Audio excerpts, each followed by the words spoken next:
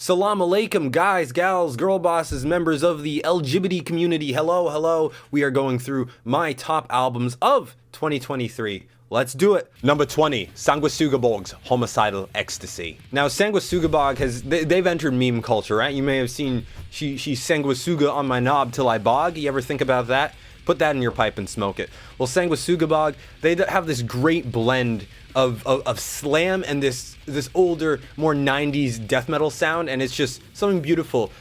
Elements on this album are very reminiscent of bands like Mortician and Suffocation. Great slams, great diversity. It's a great revival of an old but strong genre. Just love old school death metal like that, and the production on this is gorgeous. Every single cymbal just so crisp.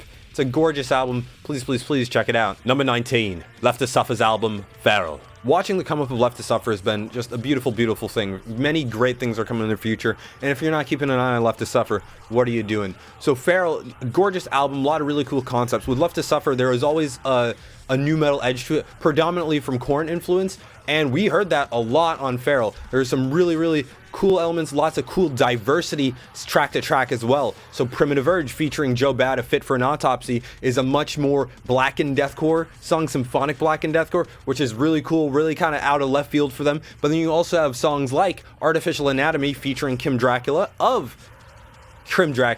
where there's like some really cool new metal elements. Kim on that feature, they are scatting sort of similar to what Jonathan Davis of Korn would do. It's a super diverse album, super beautiful, very emotional. There's a lot of really cool elements here, and it's a banger. It's a banger of an album, and there's a lot of really good things coming in Left to Suffer's future. Number 18, Suffocation, Hymns from the Apocrypha.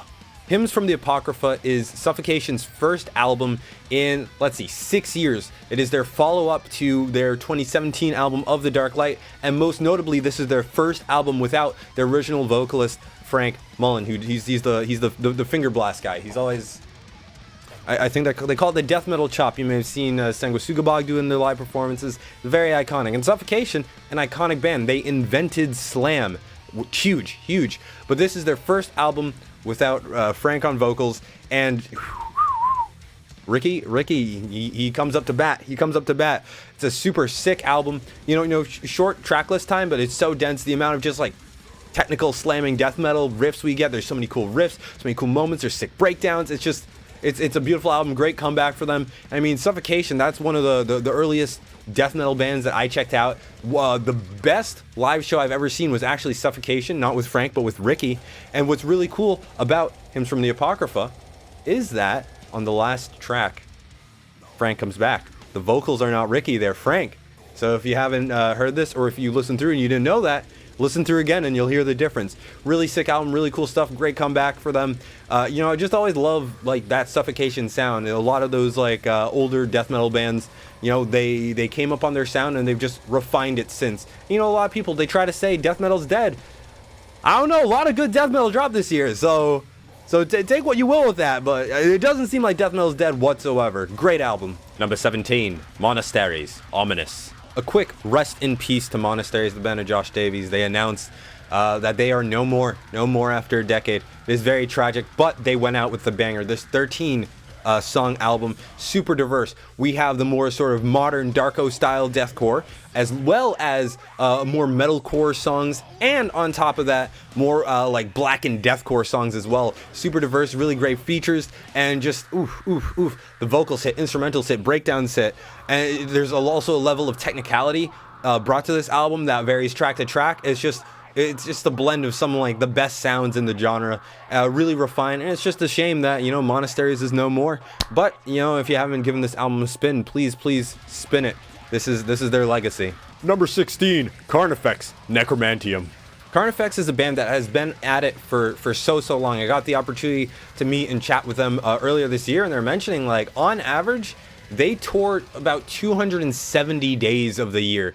They are on the grind. And I think you would assume with most bands that have been in the game so long, it is their career, is their life. This is how they survive. You'd expect, a bit of selling out to happen, but that is not the case at all with Carnifex. With each album, they bring something new to the table. It's super exciting. Necromantium is no exception. On Necromantium, there's a lot of very diverse symphonic influence, and it is executed so well with that iconic Carnifex groove, that iconic Carnifex pacing. It's just brutal. It gets you moving, and then the level of technicality brought to this. Like, there are some gorgeous solos, gorgeous riffs, reminiscent of a range of things. Like, for example, the song "Crowned and Ever Black" is a tribute to the band, the iconic band, the Black Dahlia Murder, and you can hear that influence there. And it's very interesting hearing the level of like intricacy and thought put into the production elements, because the symphonics, they do remind me of one of my favorite bands, Carrick Angren. Like, there is a lot of there's so much thought and detail and attention and love.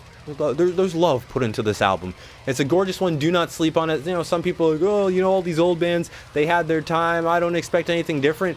Carnifex blew it out of the water. Exceeded my expectations. Great album. Check it out if you haven't. I know a lot of people slept on it. I'm looking at you, buddy. Number 15, Cannibal Corpse. Chaos Horrific. Hey, I said this was the year of death metal. Right? A lot of iconic death metal bands that had already made their careers came back and dropped absolute bangers, and one of them is Cannibal Corpse. Of course, there's the iconic Cannibal Corpse sound that has been cultivated over their career, Corpse Grinder's voice. How could you not love it? But there's also some very iconic influence that comes in from their relatively new guitarist, Eric Rutan, who, formerly of Hate Eternal, has done a lot of production for Cannibal Corpse before. He's a mastermind. I love Hate Eternal, and hearing some of the riffing style that he brought with that project, Hate Eternal, coming into Cannibal Corpse, amazing. It's just a fantastic fusion, works together perfectly. It's songs like Summon for Sacrifice, Bloodbind, ooh, man, they just get me going. Cannibal Corpse, oh my god, I got into them about coming up on a decade ago now. And to hear them just like still at it, still dropping bangers, just tweaking their sound in subtle but significant ways while staying true to that sound that they have cultivated this entire time throughout their career. It's a beautiful thing, and they absolutely killed it this year. Don't sleep on this album. Yay, you buddy, don't sleep on it. Number 14, Silent Planet, Super Bloom. Good evening, everyone. She is blooming on my super till my planet is silent. Super Bloom, really fun album. A really diverse album too. Like, kind of filling, sort of the void that North Lane left this year, interestingly enough. There's a lot of really cool electronic elements, more metalcore, there's a few, like, honestly, I would argue, deathcore type songs on this album, like Signal, right? There's a whole range encompassing beauty to Angie, big Angie energy. And on this album is one of the best songs that dropped this year. Of course, that is Antimatter. It's a really diverse album, really cool album, really beautiful album. Got the opportunity to see them live this year because they played a one-off show by me, and it's just gorgeous stuff from them. And I'm very, very excited to see where they take their sound. This is their follow-up to their album Iridescent, and it's very interesting hearing the differences between those two albums. They are very different albums, and it's really cool because Iridescent was like one of the top albums for me in 2021, and to hear them sort of like take that, of course it's still iconically Silent Planet, and sort of take it to new experimental heights. Like, Antimatter is such an experimental song. Like, there is no stereotyped component of that song whatsoever. And it's really cool. It's just really cool to see like where they're taking that sound, how they're exploring it further. By the way, live, Silent Planet sounds identical to how they do on the records. It's impressive, really impressive. They're doing a headliner at the start of next year, so make sure that you see if you can get tickets to that, right? They're probably going to sell out. It's a great album, Super Bloom. See those songs live. Number 13, Entheos, Time Will Take Us All. Technical progressive death metal it's a genre that it really knows no bounds. There's a lot of room for exploration, and Entheos explores that room. This is a masterclass in the genre. It's really, really cool album. Just like, the melodies, the rhythms that are explored. Sometimes it just gets a little jazzy, and it's a super fun, super diverse album. Chaney's voice on this album is just the full range. She sings at times too, versus doing the a little scree action versus action. Great stuff. And then good old Naveen Copperweiss's drum work, beautiful. Some great breakdowns there. Great guitar work as well. Lots of great melody, technicality explored. It's a beautiful album. Check it out if you haven't. I actually have it on vinyl. Number 12, Distant Heritage. For a band that is fundamentally rooted in down-tempo deathcore, Heritage is so just technically experimental. There's a lot of really gorgeous melodies in just the soloing, the production elements as well, and it's all combined with more modern deathcore elements, you know, like the classic pitch shifting, as well as, you know, pinch harmonics, pick scrapes, you know, all the funky stuff, the bells and whistles of deathcore, if you will. One of my favorite tracks on this album is, of course, Exofilth. Beautiful, beautiful solo. It's just, you know, some really gorgeous stuff, great grooves as well. Heritage featuring Will Ramos of Lorna Shore, a beautiful mix of Distance down-tempo origins, as well as, you know, this new blackened deathcore sound, which is, you know, of course, new to them. And as well as, you cannot forget it, the track with 18 vocalists total on it, 16 of them being guest vocalists, Argent Justice, the follow-up to Argent Debt. That track is so sick. Probably the best collaboration of this year, just because there are so many vocalists on it, and just instrumentally it holds up so well. You know, there's a lot of beauty on this album, and the lore goes so hard. If you don't know this, pretty much all of Distance albums are concept albums, and they have this whole lore surrounding it, and it's so sick. It is so sick. Check out Heritage. Album of the year for the Rotterdam Music Awards as well, so hey, put that in your pipe and smoke it. I already said that once, but go fuck yourself. Number 11, Veil of Maya, Mommy. Mother really represents the duality of Djent, right? There's a lot of beautiful melodies, and then other times it descends into utter chaos. You know, just great brutality. And, you know, one of the elements that stands out so much to me is the production. Like, the synths go so hard, especially when they get paired with Lucas Marguera's, like, lovely singing voice. You know, it's a really fun album start to finish. Each track brings something new to the table, and if you watch the music videos sequentially by the album, there's a bit of lore to it, right? There's a cool backstory, and I really do like you know, when the artistry of the music interacts with other forms of, you know, artistic media. It's really cool, really fun, great album. I think many of you have probably checked this one out. This is one of the bigger albums that dropped this year. A lot of people are very hyped for it, and Veil of Maya absolutely delivered.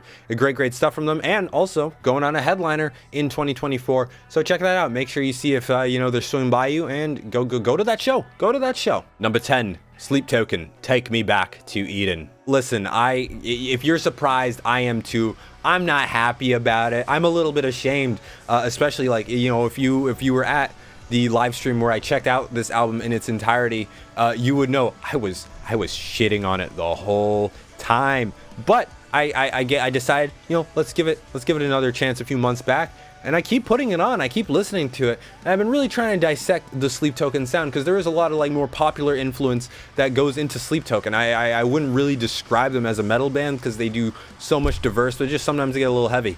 You know, my favorite song from this album, one of the best I dropped this year, their song Vor, and it's the heaviest the album gets, but also there are bangers like The Summoning Granite, even Aqua Regia, something that's like a little softer for my taste. I find myself getting into Chokehold Granite, you know, all those, and I was really trying to dissect it, really trying to think, why is this grabbing me? Like a type of sound that it's not my usual whatsoever. It's really not. And, you know, when you really dissect what Sleep Token is, there's a lot of genre blending that goes in, which is something I really appreciate it, but it comes from, like, a more metal mentality, and that is to say that the level of intensity, the amount of stuff happening, the busyness of the music, while it does manifest at times as, like, sort of like pop, there's a lot going on to grab onto. So for me, like a metal guy, someone who is drawn to extremes, it is like the most extreme version of that sound. So I find myself, you know, really grooving to it, and I think that's something really cool. And, you know, you cannot deny this was the most diverse album of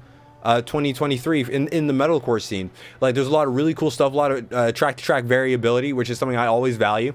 I do think, like, there's something about having that sort of metal approach to genre blending that makes it, you know, very appealing to people on both sides, so non-metal listeners, because the sound itself is not foreign to them, and for metal listeners as well, because that intensity is still there. It's really interesting stuff, really groovy stuff. No black people in Sleep Token, despite the amount of soul they're putting in, and who would have thought? Anyways, I like the album. I'm surprised too. Leo Faulkner. Number 9, Humanity's Last Breath, Ashen. Thal is a genre where honestly, you know, it's just such a cool, such a fairly new sound. I know Viltarta was doing it like over a decade ago, but it's really caught on. It's now like very trendy right now. And a big worry I had, especially going into this album, was that like how much room for exploration and diversity is there within Thal? And it turns out quite a bit, because with Ashen, you know, there's a lot of ranging elements that get paired with Thal to create these really cool nuances track to track. One of my favorites on this album is Passage, but there are also other bangers like Linger, Blood Spilled, Labyrinthian, and Still, where they're just doing some really cool things, both production-wise, rhythm-wise, vocally as well. There are some cleans on this, whoa, and just all rooted together and conjoined by the Thal gods above. You know, Buster and Kaltome are also on this project. They're on every single Thal project you'll ever hear. It's honestly, it's like the Freemasons of metal. It's just Buster and Thal. Buster and Kal.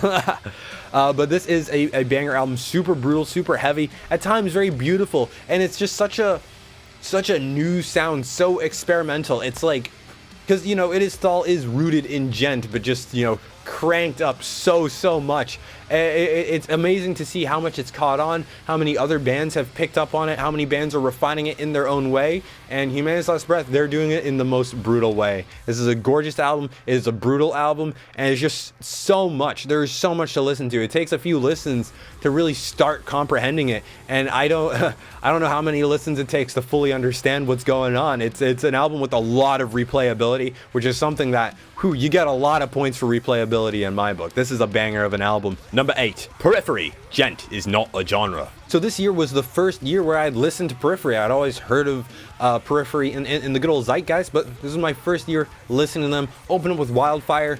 Said that Spencer looked like a sex trafficker in the video. It was the sunglasses. He found that funny though. Thank God.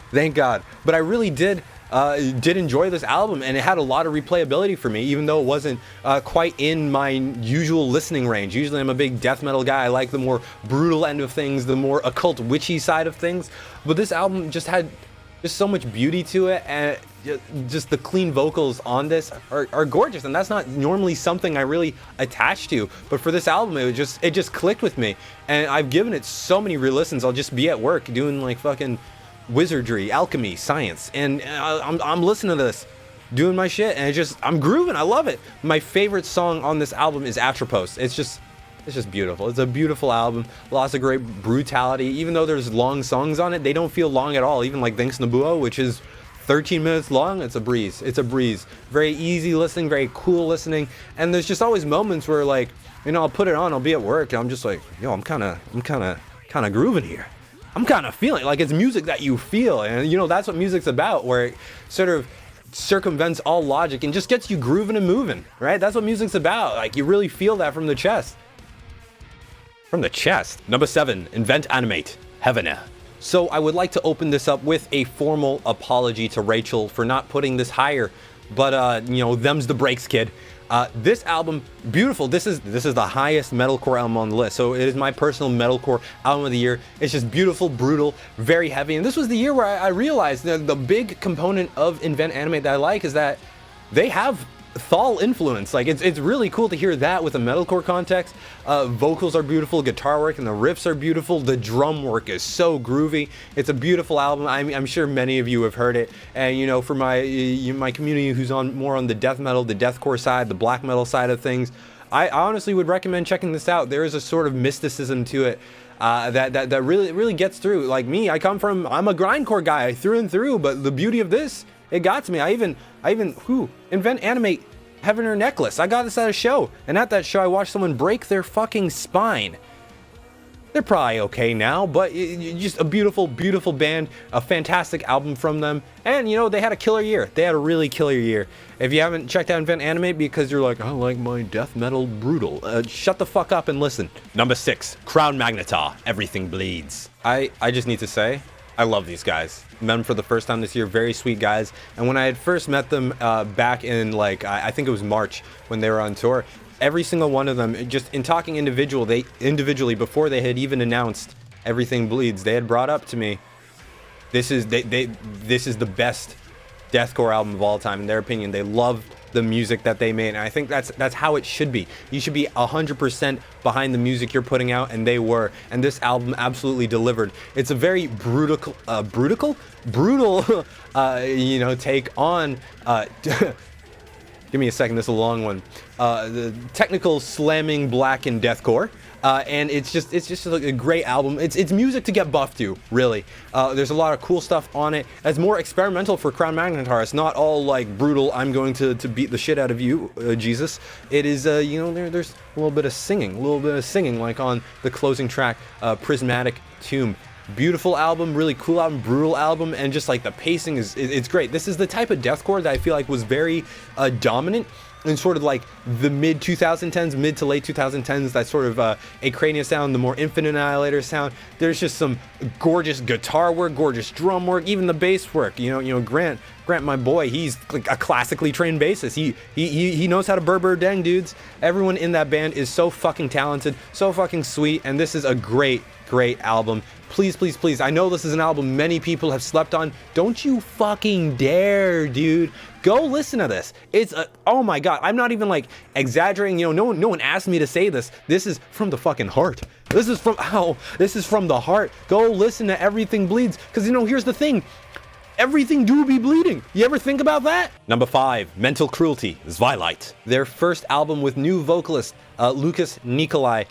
This album is a banger. It brings a lot of the Dimmu Borgir influence that a lot of other bands have been taking, and it really emphasizes, instead of the more general like black metal influence, they really go into that Dimmu influence and then melding it with deathcore and melding with slam. This is a brutal and beautiful album because they are bringing not just the black metal influence, but a lot of like the folk influence that a lot of those older black metal bands had. Like one of Dimmu's original albums, For All Tid, that album, oh my god, there's so much folk influence on it. There's so much folk influence. And of course, later on in their careers, they dive into the more symphonic black metal sounds. And to hear both of those components of Dimmu's career incorporated with deathcore in this album, it's a beautiful thing. And Dimmu's not the only influence here. There's some like MGLA type cymbal work on their song, The Arrogance of Agony. It's a really cool album, and it really thoroughly explores this sort of Dimmu Borgir deathcore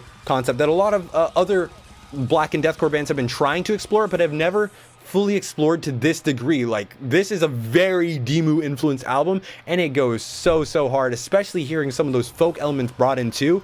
Gorgeous album, and I wish all the best for Mental Cruelty. I'm very excited to see what black metal influences they mix with their sound here, because the influences they had with this album are very different from the ones they brought in for A Hill to Die Upon. And I'm curious. I want to see where they take it. There's so much opportunity. Black metal is it's a history-rich genre, white supremacist-rich genre too. And you know, hoping we miss that influence coming in. But there's so much acoustically to bring from black metal. I want to see where bands take it in the future. There's a lot of opportunity. Number 4, Chelsea Grin's Suffer in Heaven. This is such a cool album that I think a lot of people had initially overlooked. There's just so much diversity in this album. The way they interplay like ambient production elements with just some like really groovy, really classic Chelsea Grin riffs, and just at times straight shredding, like the solo on The Path of Suffering. Oh my god, beautiful. Fathomless Maw, one of the grooviest songs on the album. Sing to the Grave, oh my god, that song pops off. And one of my favorites, Orc March, which is just, it sounds like Lord of the Rings. And the way Dustin from Filth, his vocals come in towards the end, it's goblin territory, dude. This is such a cool, diverse album. I listen to this more times than I can count. This is one of my go-to albums to just put on when I need to listen to music. It's just so groovy, so diverse, really cool things production-wise as well. And personally, I like this better than their 22 release as part of this, Suffer in Hell. Suffer in Heaven is just, it's just so cool. The way they incorporate some more black metal elements, the more ambient, it's really all-encompassing for what deathcore is, and it was a great pickup for my vinyl collection. Love this album, and I cannot stop listening to it to this day. This dropped back in March. Oh my god, still listening to it. It's such a banger. Number 3, Of Sulfur, The Burden of Faith. The Burden of Faith is a gorgeous album, and the main reason behind that is because the cleans they aren't out of place whatsoever. They're so seamless. Coming from Chase and Ricky, they're so seamless with Ricky's like more traditional death metal, deathcore vocals, and you don't even really like, you noticed like sort of the beauty, like how it feels. It makes your heart soar. It's just gorgeous, and the way it just blends with some of the more brutal deathcore sounds that are paired with just gorgeous symphonics reminiscent of bands like Carrick Angren, Cradle of Filth, Dimmu Borgir. It's just really beautiful, and the influences that go into this, like every single song on this album brings something new to the table. It's just sick. It's just so sick. You know, like I said, a lot of black and deathcore bands are bringing in Dimmu influence, but here of Sulphur, they bring in a lot of different influences that manifest very differently. Like I said, Cradle of Filth being one of them. It's a really sick album. I think, you know, because they came up so quickly, a lot of you may have missed it. Please check it out. There's some cool features on this, like Howard Jones, formerly of Killswitch Engage, now of Light the Torch, Taylor Barber of Left to Suffer, oh my god, Kyle Medina of Body Snatcher, Lindsay Schoolcraft, formerly of Cradle of Filth. Holy shit. Like, the production on this goes so hard. It's just, it's very heart-wrenching too, the lyrics too, like Death of Circumstance, I'm just getting worked up. Like, fuck, dude, I'm hard. What can I say? Number 2, To the Grave, director's cuts. You already know it. This album is so sick. It's so sick. I know many of you have heard it. You're probably waiting this whole time like, where's To the Grave? It's right here, dudes. I love this album because it brings, like, To the Grave's, you know, more traditional sound, which is not traditional by any means. It is the sound that To the Grave has cultivated throughout their career, and it is so badass, right? The slams, like even like the lyrical content where it's like animal activism, animal rights, like it's cool, it's novel, you know, they're using their platform for a cause, which I always do appreciate.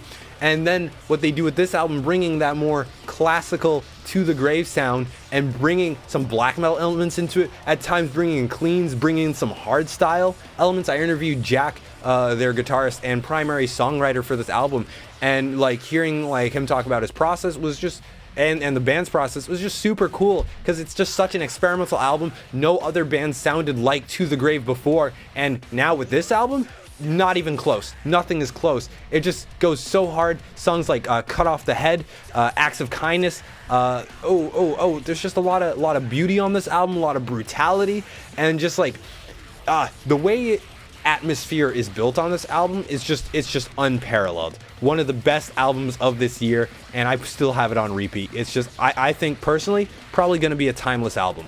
Number 1, Cattle Decapitation, Terracite. This is the album of the year.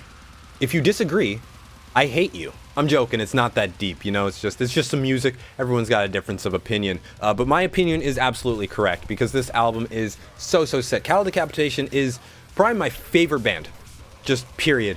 And that's very hard for me, because I change up a lot. But here's the thing, so does Cattle.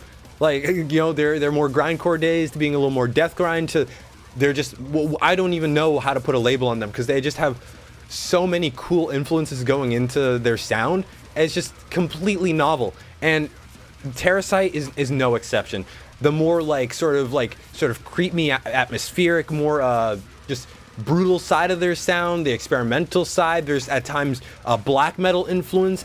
Travis's vocals are so iconic, so pioneering. Even to this day, he's still pioneering. Like with Scourge of the Offspring, he brings his iconic death metal, like sort of clean screams to a new level. There's a lot of beautiful moments of this that are reminiscent of the apocalypse, right? There, as is with all of their albums, there is this sort of broader concept of just humanity being sort of destined to fail, destined to bring about our own downfall. Conceptually, this album is fantastic, and just acoustically it is as well. I mean, each song just brings something new to the table, and I do really appreciate, coming from my background, not the skin, but I am going to say black as a black metalhead who also happens to love black metal.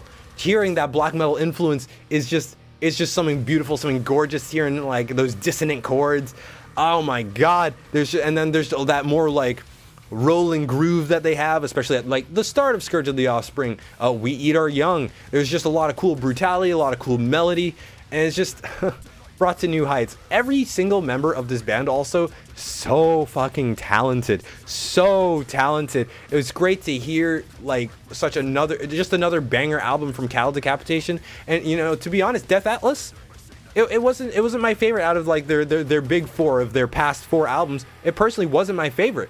Previously, it was most likely, I would say, Anthropocene, Monolith, Death Atlas, and personally, I think Terrasite clears them all. I think it's potentially their best album that they've ever released, and I'm just excited to see, like, you know, the amount of passion they have with music, especially for a band that's been around for so long. The way they keep pioneering, it's just something else. It's really something else. And you know, you might be like, well, Seen, you know, you said this was your favorite band. Of course, you're biased. Here's the thing, this is Nick's number 4 album of the year. The core kid himself, he admits, this goes hard. This goes hard. And my favorite album, the best album of the year, and this album I have had on repeat every single day. I'm like, oh, time to listen to music. What do I want to listen? Cattle. It's always Terrasite. From the beginning to the end, I listened to the full album, and I finished the album. I finished listening. I'm like, huh. I'll have seconds, and I listened to it again. Gorgeous album, and I love it so much. Had to pick up the physical copy. Saw him live twice this year too, and just, oh my god, Cattle live. Talk about bands that sound identical live. It's you can't even tell. Just a great live performance, great sound, great album. It's my number 1 album of the year. It is the best album to drop in 2023. If you haven't listened to it, please do. Like, you're just hurting yourself if you aren't listening to this album. You got to listen to Terrasite. It's another level of music. It really is. Thank you to all these bands and more for such a great 2023. You guys released some fantastic music. You guys really made this year, and I hope the best success. Fuck. There is success in your futures, and it's much deserved. It is much deserved. Thank you all so much. This has been my top albums of 2023.